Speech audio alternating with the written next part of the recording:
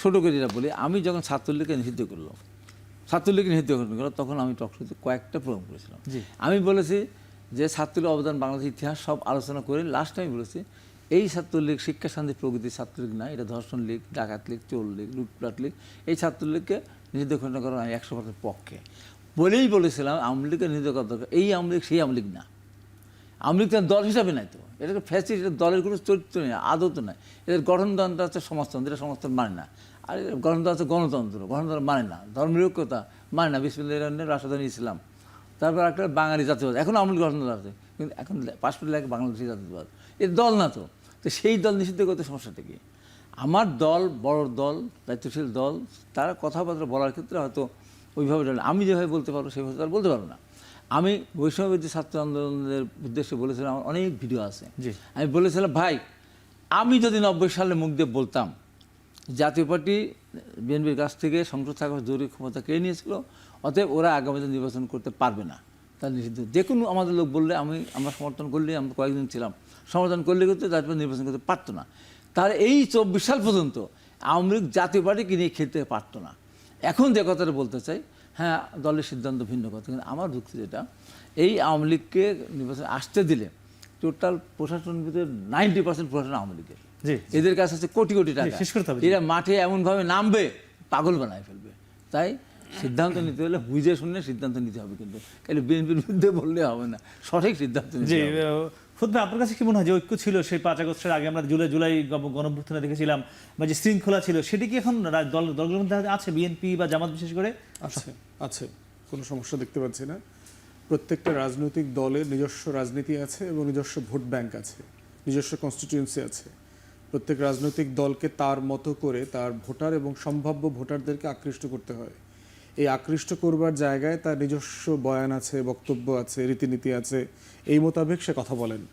কিন্তু জাতীয় স্বার্থের প্রশ্ন যখন আসছে, আপনারা দেখেন জুলাই গণ অভ্যুত্থানের যে প্রোক্লামেশন ফরমান, গণ অভ্যুত্থানের ফরমান লেখার প্রশ্ন যখন আসছে, প্রধান উপদেষ্টা যখন ডেকেছেন, সব রাজনৈতিক দল তো গেছেন, সেখানে কথা বলেছেন। যদিও বাহিরে দেখবেন মনে হচ্ছে যে তাদের মধ্যে ভিন্ন মত আছে, কিন্তু ওখানে তো সব রাজনৈতিক দল মত করেছেন যে এটা হওয়া উচিত। কি প্রক্রিয়াতে হবে, কি লেখা থাকবে, সেটা নিয়ে ভিন্ন বলেছেন।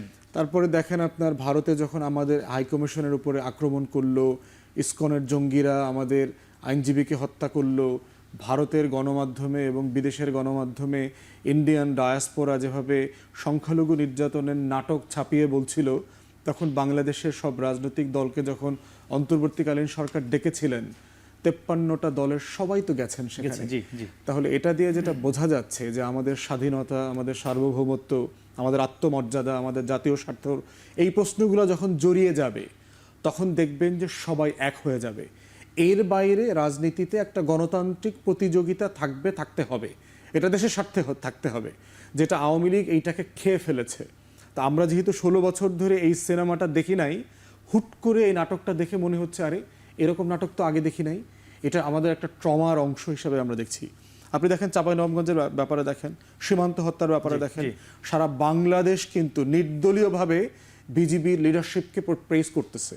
আমাদের কাস্তে হাতে যে বাবুল কৃষক, এই বাবুল কৃষকই হচ্ছে আমার বাংলাদেশ, এটাই জামাত, এটাই বিএনপি, এটাই নাগরিক কমিটি, এটাই সীমান্ত হচ্ছে সারা বাংলাদেশ, আমরা দেখেছি।